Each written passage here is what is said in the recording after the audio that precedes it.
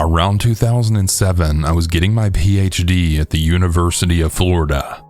I, a 30-year-old female, lived in Gainesville in a condo that I owned by myself. I had a friend who was walking across the United States. We'll call him Captain. Captain decided to spend the winter at my house, so he got a mutual friend to drive him from Alabama, where he had last stopped walking, to my house in Gainesville. We had a pleasant Thanksgiving, and then Captain just kind of chilled at my house for the next several months. It wasn't too big of a deal because I was mostly just staying at my boyfriend's house, but it was a little bit much. When it was time for him to get back to walking, he asked if I would drive him back to the exact location that he had left in Alabama. Looking forward to having my house back, I agreed to drive him one day when I was out of school. I don't remember what route we took or where it was, but I remember that the drive wasn't that long, relatively speaking. It seems like it should have been, but I guess it was about 5 to 6 hours one way. I dropped him off early in the evening and headed back for Florida. This meant that I was driving at night by myself in an unknown part of the country. Conveniently, the GPS technology that we had at the time gave me this extremely backwards route back to Florida. To get to where I had dropped off Captain, we stayed on the freeway for most of the time, and then it was about 10 miles off the freeway. Well, Google Maps or whatever the app was had decided that the faster way was to take me on all these little back roads through Alabama backcountry. Some serious deliverance vibes. Seriously. So I'm already freaked out a little, and occasionally checking in with my boyfriend to let him know where I am. I've driven at night alone tons, but my history with respect to strangers has made me hypervigilant. At some point, I became aware that there was a car behind me. I didn't assume that was anything weird until the car stayed with me for several miles. Again, I just shoved it off to maybe Google Maps giving them the same weird route, but because I was paying attention to the car behind me, I didn't notice when I pulled through some small town that I was taking a left at the wrong intersection. There were 2 intersections very close together, and I was accidentally in the left turn lane to turn left at the intersection before the one I was supposed to turn at. No biggie, I figured. It's like 2 in the morning. So when the light changed, I drove straight through the intersection and took a left at the next intersection. The car behind me did the same thing. I realized at that point that I was definitely being followed. I immediately called my boyfriend and asked him to look up the not emergency police number for the area I was at. I tried to give him my nearest location, but like any dude who's never been the victim of any kind of assault, he thought I was overreacting. He was in the middle of something, and therefore didn't even look up the number for me. In retrospect, I should have absolutely just called 911. But I didn't want to make a big deal out of something that could have been nothing. But that nothing was quickly becoming something indeed, because I'd been on the back roads in Alabama without a gas station for a long time, and my car was in great need of gas. That meant that I would have to exit the vehicle at a gas station that was probably not well manned at this time of night by myself. I was low-key freaking out. It also didn't help that I couldn't see the driver of the car behind me. It was dark, and the car had dark tinted windows. Also, Alabama backwoods roads are pretty dang dark. I kept looking in the rear mirror, but I couldn't get a glimpse of the driver. I honestly could not figure out why this person targeted me, and at first I had laughed it off as some kind of Southern football vendetta. I had a UF license plate frame, go Gators, and I was trying to convince myself that this person was just trying to scare me because they liked one of our rival schools. Given that I am a tall woman, it may have been difficult to identify that I was a woman in the car, but either way, this person was clearly following me, and given that I had to stop my car, I was feeling increasingly at risk. Finally, my backwards woods route took me to a relatively larger metropolitan area. I was finally on streets with streetlights, and businesses were still lit up. I started to feel safer, but I still had to stop for gas. I had already made a plan as far as that was concerned, but I wanted the guy behind me to know that I was on to him. So at the first intersection that was well lit, I turned fully around in my car seat and stared at him while pretending to talk on the phone. I did this for the entire time the light was red. I wanted it to look like I was describing his car and his features to whoever was on the phone. Not long after this, I had found a gas station that was well lit up. I was driving on fumes and praying that I wouldn't run out of gas in backwoods Alabama. I pulled into the gas station so that my driver's side door was adjacent to the door of the gas station. Then I jumped out and ran inside. I let the attendant know that I was being followed, and he walked out from behind the counter and walked to the windows and said that no one was there. I was sure that the car had been behind me when I pulled into the station, but seeing that I ran inside, they must have driven off. I still have no idea what the guy's intention was, but he followed me for easily an hour and a half, like 100 miles. It felt predatory as hell. Thankfully, I was able to gas up my car under the watchful eye of the gas station attendant, and the attendant told me the quickest way to the freeway. My trip was uneventful after that, but I was still shaking and thoroughly pissed off at my boyfriend for not taking me seriously. Stay safe out there.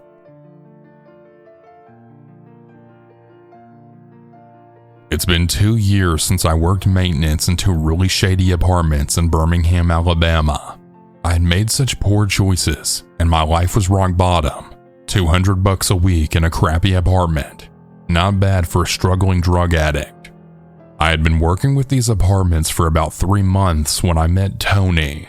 He was an average height, late 30s, early 40s Native American man. He kinda came out of nowhere, but that's not uncommon in that kind of living situation.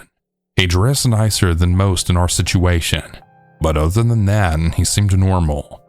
Now, these apartments are under code at best. Their whole purpose is to get the homeless off the street, so I was a little grateful for what little I had.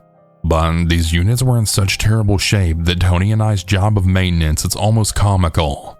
Tony was very skilled in flooring and plumbing, and he was a pretty funny guy. Real quiet, but he'd make quips every now and then with a northern accent. Over the next 2 months, Tony and I became friends, I guess. Well, if you can call it that. We worked together, lived next door to each other, and used together. You see, Tony was very reserved until he did a line of coke. Then he'd start really opening up. He'd start talking about an Indian mafia up north in North Midwest. He talked about how he was born into it, and I've got to be honest, I was high and so was he. So I just started laughing because it just sounded so ridiculous, and I was pretty sure it was a joke. However, I'll never forget the look in his face and his eyes. It was this dead stare with a slight smirk, like he was somewhere else reliving something, and it was terrifying. I said, "Hey man, if you ever need to talk," to which he then replied, "Nah man, it's fine. Another life. Let's go get some coke." So we called up this guy and went to go meet him up the hill like usual. The guy's cousin called back and said our dude got hemmed up. Then he hung up. Tony then said, "Damn, well, I know this other guy." And he proceeded to call him up. And as the guy rolls up, I kinda had this feeling in my stomach. Something wasn't right. Tony had our money and was leaning in the car. And that's when I heard Tony then yell, "No, screw that!" And the guy tried to peel off. Tony had a death grip on this man, dragging him through the driver window. Tony screamed, "You tried to stiff me, punk?" He hit this man so hard, I swear he was trying to punch through his face. He wouldn't stop, blood and flesh mixing with gravel on the ground. I then screamed, "Tony, stop! Screw this, man, let's go!" "Screw you, man, check his pockets," Tony yelled. I then said, "I've got it. Man, let's just go, please." His face, his eyes, he just looked possessed. With one more kick to this broken man's head, we fled. We fled into the dark. "What the hell have you done, Tony? What did you do?" "I'm a freaking white guy, bro. You're a Native American. We stick out, you idiot. They're going to freaking kill us. You've killed us, man!" I shouted with tears in my eyes. "They won't do a damn thing. I punked him out. Besides, that little punk didn't see ya. If he comes around again and flashes his 9mm, I'll dome him," Tony said in a cold, matter-of-fact tone of voice. His tone of voice sent chills down my spine. I've never met someone as terrifying as Tony in my life. The next morning, he told me a bit more, still totally coked out, mind you. Look, without saying too much, Tony told me that he worked in a series of Native American casinos as someone who dealt with loans and collections if you couldn't pay up. Tony and another person like Tony would show up and handle it. He said, "Things are different on the reservations. That's what people don't get," as he then took a sip of his beer. I'm not gonna lie, I was pretty fascinated with the stories. And I mean, come on, they were just stories, right? Over the next few months, my worry that someone would come for us settled down some, and we moved on with life, fixing up apartments, doing drugs, rinse and repeat. Until one day we were working on a sink, kind of tweaking a little, and up until this point I would listen to his mafioso stories with a childlike wonder. But on this day, he told a story that kind of made me feel sick. He told me about this social security scheme that basically consisted of him and his bosses cashing social security checks of people that had cashed in their souls. He said, "Yeah, we had 6 going until it started falling apart. Someone tipped off. 'Hey, y'all finished yet?' the drunk tenant said. 'Yep.' Tony smiled and said, cleaning up his tools. He smiled and walked out right by me. I was still stunned from what I just heard.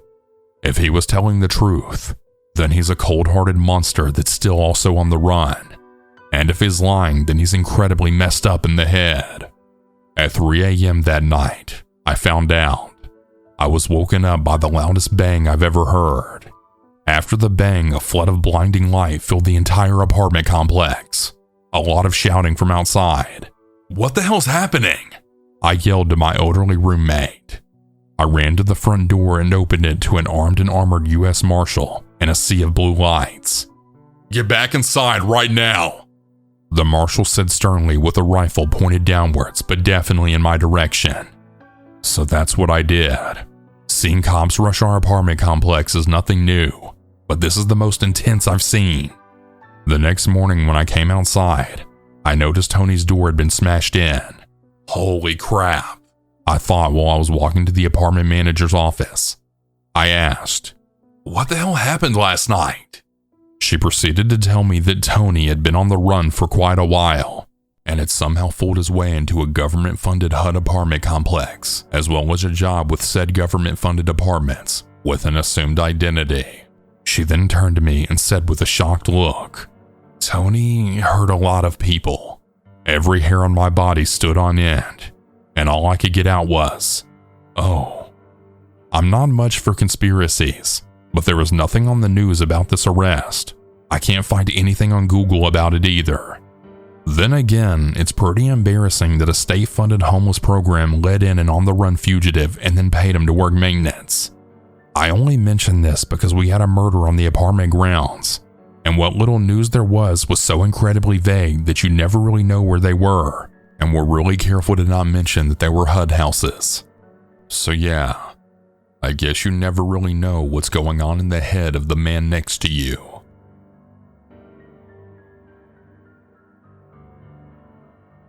When I was about 11, maybe 12, my family and I moved out to the middle of some abandoned strip mines in rural Alabama. It was awesome. Going swimming in quarries, lots of abandoned equipment and cliff faces to climb, caves, and miles of trails. There were abandoned dirt roads used by the mines. It was a lot to explore. The trade-off was that there was a lot of venomous snakes, and at night it was dark. No street lights. Just the occasional porch light maybe every mile or so on the main road. One day in particular, my friend P and I were out on one of the dirt roads that went off to the side of the main road. We hadn't been down that road before, but it was like 10 a.m. on a bright summer day, and we figured, why not? We had gone maybe a mile down the road and came to a left-hand turn. Beside that left turn and alongside the road we were walking on was a small lake. We walked up to the lake and we were watching small frogs and a turtle just swimming around. And when I caught movement across the lake, I saw a man walking away from us heading up the hill. I poked P and pointed. "Who's that? Why is he out here?" We were miles into the mines. No people anywhere. No houses nearby. We both stood up, and as soon as we got right on our feet, he had stopped walking. In a split second, he spun around and came running in our direction. We bolted, and I mean ran like Forrest Gump. I looked back and he was running faster than any human I've ever seen. He covered the distance. He had to run down that hill and around the lake to get to us. That route was easily 300 yards, and he did this in like seconds. He grabbed me and we jumped off the road and into a ditch behind some bushes. I peeked out and he was maybe 30 to 40 feet from us, spinning around in the road, making this god-awful grunting sound while he did so.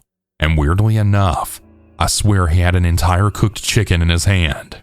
He was wearing completely destroyed overalls, dirty boots, and he had what I can only describe as a Cro-Magnon brow. Huge. My memory might not be super accurate given how long it's been, but it seems like his forehead stuck out a good 4 inches over his eyes. He was the scariest thing I'd ever seen. He spun around in the road and started running back the way he came. We stayed there in that ditch for almost an hour, afraid to move, listening, watching in case he was hiding and waiting. We crawled alongside the roadside all the way back to the main road. From there we walked, but we stayed in the tree line until we saw the main paved road, and then we ran. We ran all the way back home. We got home, told our fathers, and both of our fathers and P's older brothers loaded up and went looking for him, but they never found him. All these years later, and it still haunts me. And oh yeah, my girlfriend recently took me out to her grandmother's house. It was to meet and spend time with her family. And where does dear old Grammy live? Right on the edge of those same strip mines. I told her the story, and she looked really serious and said, "Y'all are lucky. There's all kinds of bad things that happen in those mines." So yeah, every visit to Grandma means that the Glock and the 12 gauge ride along with us. Anyway, that's my creepy encounter story. Update. I forgot about this until I was telling my dad about writing this here. He reminded me of something. I'd gotten beaten up really badly my last day of summer school. So to make me feel better, my parents bought me a Kawasaki motocross bike. My dad had an old Honda racing bike, so we tried to ride out there any chance we got. One day we're out deep in the mines, and I saw a wooden crate off the road in the bushes. Me being a nosy kid, I walked over and looked inside. There was a ton of hay, a blanket, and an old pillow. I called my dad over and showed him. I remember that he looked around and said, "If someone's living in that way out here, they don't want to be found or bothered. Let's go home." We hopped on the bikes, rode home, no problems at all. But the weird thing is that my dad sat out on the porch with the light off most of the night, just staring at the edge of the woods. Never said why, and I cannot believe I never put the two incidents together. But now I think I know. But apparently he never saw anything or anyone, because he came in late that night. Then he went to bed and never set out there again.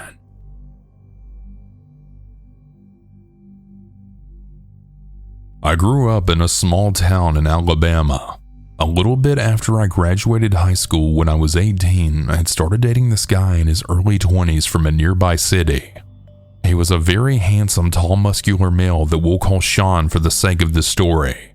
He told me on our first date that he had used to be part of a very well-known gang in the United States. Sean explained that he had only been part of this gang in his younger years because he had grown up in a bad area and hadn't really had any other options, including being aware of gang signs associated with the said gang and having tattoos associated with the gang.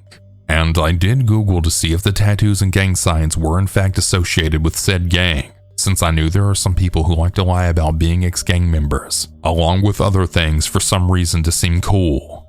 Sean didn't seem like the type to lie about that though. I gave Sean the benefit of the doubt because he didn't really give me any bad vibes. I remember that he was always a gentleman to me, and he treated me very well. So of course, I didn't really suspect anything about him. We dated for a few weeks before the night that I found out the truth about him. I was staying over at Sean's apartment one night, and everything was seeming pretty normal. This was the first time I'd ever stayed the night at his apartment since I do tend to be a bit cautious. So regardless of his background, it wouldn't have mattered. I just don't really like staying over at people's homes until I get to know them a bit more, and I do have an at least 3-date rule. I'd been too busy before that to really stay over at his place.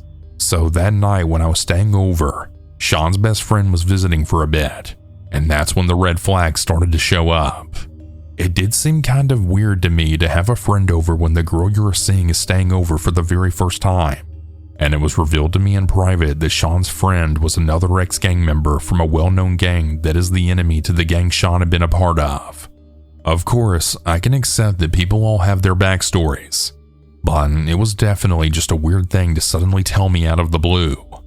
Additionally, Sean had not even told me his friend would be at the apartment that day in the first place. And an additional note, Sean's friend did corroborate that he and Sean were both ex-gang members. Then after Sean's friend had left, we were hanging out in his room, and the guy had a literal arsenal in his room. I'm not exaggerating when I say that he had enough weaponry to arm a small militia. This included things like grenades, bulletproof vests, and an AK-47 or a gun similar to it, just to name a few of the weapons that he had in his room. Needless to say, that was the second red flag of the day. That night we were in bed together, and I can't remember what led him into revealing to me what he had said in our conversation. He confessed to me that he was still in fact part of the gang that he had told me that he said he was out of now. So of course, I immediately am giving him this look like, "I'm sorry, what?" Then he proceeded to go on and tell me that he was actually a hitman for the gang. And while he hadn't been active as a hitman as of lately, he would still accept hits if they were given to him. The entire time he said this, he just looked me dead in the eyes with the most deadpan casual look, no feeling in his eyes, and he spoke like he was just talking about the weather. It was extremely creepy, and I knew right then that this guy was a straight up sociopath. I don't doubt that he was lying. I've met people who try to get clout by lying about things like this, and he was definitely not one of those types. I stayed the rest of the night and then left the next morning, and I never talked to him again. I was definitely not going to keep dating someone like that. There's not really anything to the story after that. He never really tried to contact me after that. I'm sure that some people will probably wonder why I didn't just leave right after he told me he was a hitman. I didn't think it was a good idea to react strongly and immediately storm out of the apartment. I also didn't actually feel like he was a danger to me personally. But he definitely had the vibe of someone who had killed people. The reason why I recognized that kind of vibe is a whole nother story. He was always very polite to me. But regardless, there was no way I was going to keep dating him no matter how hot he was.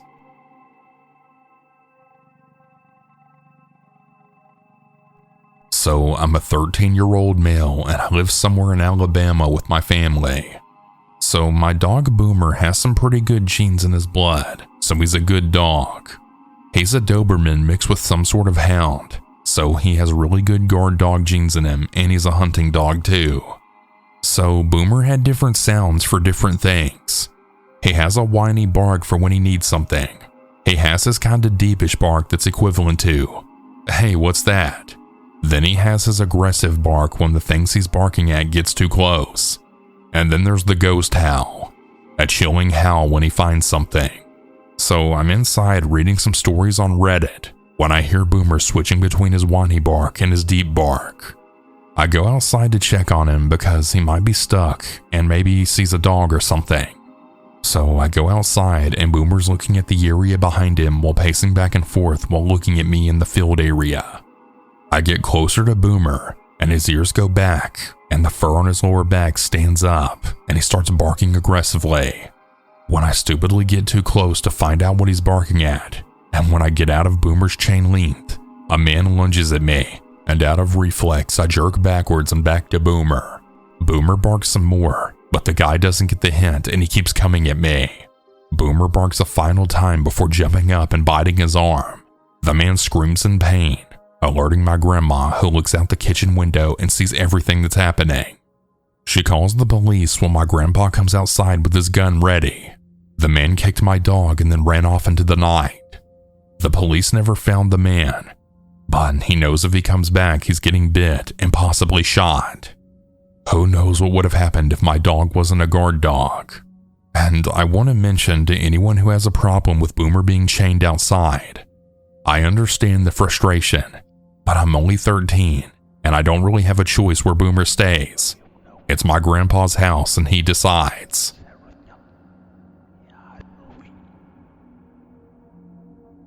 It was around 2004. I decided I'd had enough of the bitter cold Rocky Mountain winters. I'd spent most of my time since I was around 16 listening almost exclusively to Jimmy Buffett music. Except for small breaks to listen to things like Journey's greatest hits, he was pretty much my entire musical life. I would listen to him talk about these far-off places and these great adventures and weird characters that he'd come across. I read his books, which talked about pretty much the same thing. I read interviews where, you guessed it, he talked about pretty much the same thing. So my young 22-year-old brain was filled with these ideas that adventure was out there waiting for me, that all I had to do was go and find it. Why was I rotting away in a frozen hell when there was so much more to see in more tropical climates? And it is this thinking that led me to pack everything I owned and stick my thumb out of the interstate. I was headed for Mobile, Alabama, which is Jimmy's hometown. Then I headed for Florida, where most of his songs are based. Then, well, the possibilities seemed endless. Maybe find work on a boat in exchange for passage to some place like Jamaica. You can go ahead and laugh at me. It's fine. It's been around 17 years, so wisdom and life experience has allowed me to see clearly how stupid I was for all of this. I can take the ribbing.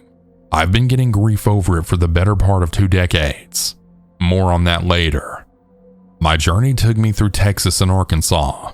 There are many funny stories along this journey, like the time I was picked up in the desert by an old guy named Buddy in a hippie van. However, these stories are not the focus here, because they aren't creepy and are not the focus. Along the way, I also passed through Faqs, Arkansas, and learned about the Faqs monster. Fascinating little bit of folklore. There's a fairly detailed Wikipedia article on the subject if you're interested. So anyway, my journey took me down to South Louisiana and Interstate 10. When you head down the section of highway between Lafayette and Baton Rouge, you have to pass over the Atchafalaya Basin, which means crossing over 18 miles of swampland via bridge. According to Wikipedia, this bridge is the 3rd longest in the US, 2nd longest in the United States interstate system, and the 14th longest in the world. That's a lot of bridge. And the shoulder? Virtually non-existent. From what I've been told, police are quick to nab anyone foolish enough to try crossing this bridge on foot. So I was stuck for hours on the Lafayette side of the bridge attempting to thumb a ride across. Eventually, I was successful, and this is where things take an unsettling turn. Of course, a white van pulled up. When the door opened, there was no one in the vehicle but an old man. He looked to be in his late 60s or early 70s, quite obese, and wearing nothing but a pair of shorts. I climbed in and thanked him for stopping. As we took off, When the Sun Goes Down by Kenny Chesney and Uncle Kracker was playing on the radio. Due to the events that followed, I have forever lost any liking I had for that song. We were headed across this massive bridge with nowhere to stop and nowhere for me to go. The man started looking at me like a dog might look at a particularly meaty bone. It was making me uneasy already. "Hey boy," he said in a thick Cajun accent, "you got a big dick?" "Excuse me?" I asked. I looked back at him, then out the window of the moving vehicle. No escape route. "I'll bet it's pretty big," he said, smiling at me. "I really don't want to discuss this," I said. Nothing but guardrail on the right and swampland below that. Jumping out would be deadly. "I'd sure like to see it," he said. "No, I don't think so," I replied. What I was thinking was, you can wish in one hand and crap in the other and see which one fills up first. Undeterred, the man went on. "I'd like to take you into the swamp." Oh hell. If I'd once thought that this situation couldn't get any worse, I would have been so incredibly mistaken. "No, I don't think so," I repeated. "Oh, come on, boy," he insisted. "It'll only take about 30 minutes. Please understand that I'm making his English clearer for those reading, but it was thick Cajun, as I said before. It was more like, "It'd only take about 30 minutes. which made it way creepier. At this point, the man had asked to see my genitals and had expressed his desire to take me into the swamps. I couldn't help but wonder if he was even going to give me a choice or if he was just going to take me there by force. If he did, I would be virtually helpless. I wasn't from there. I didn't know the area. I certainly didn't know the layout of the swamps. I would have been at his mercy for him to do with me as he pleased, and whatever it was that he was pleased with took a lot of forms in my mind. Would he take me somewhere and violate me and then feed me to the alligators? Would he hold me prisoner and torture me before killing me and feeding me to the alligators? Or would he just kill me immediately and then feed me to the alligators? For some reason, every single scenario involved the alligators. "I don't want to go into the swamp with you. No," I said as firmly as my overwhelming fear would allow. As I'm here today writing this, it goes without saying that I didn't end up as gator bait. He didn't take me forcefully into the swamps. He didn't do anything to me physically. Psychologically, however, his terrifying comments were torture as the bridge went on and on and on for what seemed like forever. When we finally reached the other side and he let me out, I thanked him for the ride as politely as I could manage. When he pulled away, I could have fallen down and kissed the ground. I was safe. I was not dead. My journey continued for several days until I ultimately ended up in Bay St. Louis, Mississippi. There was another incident before I got there where I was picked up in Walker, Louisiana by a man who wasn't so creepy as he was potentially dangerous. By the time I ran into him, I was physically exhausted and dirty and hadn't had decent rest in days. When he and his wife offered to let me stay in their guest room for the night, I was so grateful to not have to sleep in the woods or in a ditch along the side of the road or in the bag booth of some diner that I took them up on it. Desperation and exhaustion will cloud a person's thinking. As we pulled away, he said in a genuinely friendly tone that I was welcome at his home and that he wasn't dangerous. I genuinely believed him until he pulled out a gun from between the seats and then warned me that I better not be dangerous either. Oh boy, why did I still go with them? Exhaustion and desperation, like I said. So I'm in the guest room of this trailer in a comfortable bed for the first time, and I'm pretty sure it was a couple of weeks. I'm relaxing there when his sister comes over. I don't see them being in a bedroom, but I hear them in the living room. She's suicidal and wanting to die. That's all she keeps talking about, wanting to die and wanting to kill herself. Finally, I hear the man get up and snap. "Do you want to die?" he screams, and he says it again. Then I hear a gunshot. Oh my God. There are several seconds there where I'm again terrified of what's about to happen to me. This man just shot his sister and I'm here in the house with him. I'm a potential witness. I look up at the window wondering if I can fit through it and escape. I cannot. Then I hear her speak up. "You shot a hole in the ceiling." So apparently he hadn't actually shot his sister. He was just a trigger-happy lunatic who had just shot around into the ceiling to emphasize his frustration. To be fair, they were actually very nice people. After the commotion, I ended up staying overnight anyway. Call me stupid if you like. I was really that tired. And anyways, his wife took me back to the interstate in the morning. We had a nice conversation along the way. Wouldn't stay there again, ever. 1-star rating. But my hosts were very polite. When I got to Bay St. Louis, Mississippi, I ended up getting picked up by a lady who lived in Mobile, Alabama, who ended up taking me in, and she's my foster mother to this day. I love her to death. This horrific trip ended with me finding a new life and a new family. So there's silver lining to every dark cloud, I suppose. Her husband, who's my foster father, has never stopped giving me grief about any of this. In almost 20 years, he's never tired of it. Did I learn anything from this? Well, if you're asking if I learned to not hitchhike, no. I went on several more journeys over the years before I finally decided that I'd had enough. Enough of the adventure. Someone will surely think I'm stupid for this. Young people tend to be stupid, so there's no argument there. If you need any further proof of this, watch MTV's coverage of spring break sometime. Watch how dumb those young people act as they party on the beach.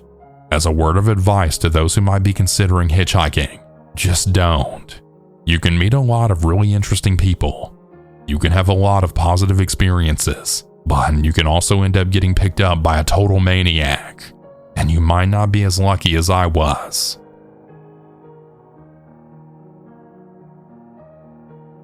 I was about 8 or 9 and lived in a small town in Alabama where everyone knows everyone. We lived in a subdivision of duplexes. The front of the neighborhood had a small rent office with the tenants' mailboxes outside on the wall. My favorite task was going to get the mail. This particular day, my sister, around 5 or 6, asked to go with me. Our duplex was right behind the office up at the top of a grassy hill. The backside of our home had faced the office, so my sister and I get to the mailbox, and as I'm removing the mail, a white middle-aged couple pulled up to the front of the building. This is relevant, and I'm going to explain. This being Alabama in the 80s, our neighborhood was all black. The white people lived on the other side of the railroad tracks. I knew a lot of them as most families were here for generations, but I had never seen this couple before. The woman on the passenger side rolled down her window and then said, "Excuse me, can we ask y'all a question? We need directions." I knew about stranger danger, so I had planned to just ignore them. My sister was starting to walk to the car window as my back was partially turned, locking the mailbox. I ran and grabbed her hand and said to run to the house. She had tried to ask why, as the woman continued calling us to her car. I raised my voice and said to get up the hill now. She started running up the hill. I turned to follow when the driver, who was a male, opened his door and in an angry voice then said, "Hey, bring your little asses here now." At this point, my sister was up the hill and I started running up the hill too. When I got to the top, I saw that the driver was standing a few feet from the bottom of the hill. I just started laughing and mocking him, telling him that I beat him, that he was too slow. I even stuck my tongue out at him. He turned and walked back to his car. My mother wasn't home at the time. I don't even remember where she was. I just went into the house and stupidly never mentioned this incident until I was much older. I was around 15 or 16 when I remembered and understood the actual danger that I had been in. My mother was shaking when I finally told her about it.